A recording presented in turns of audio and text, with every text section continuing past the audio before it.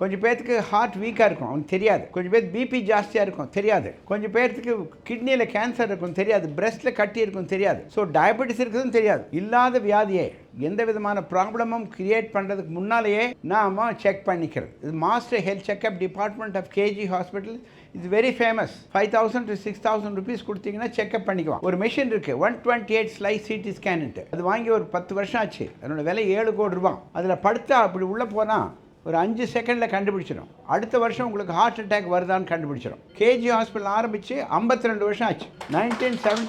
1974 ஜனவரி 19 நான் ஆரம்பிக்கும் போது நான் ஒரே ஆள், ஒரே ஒரு நர்ஸு.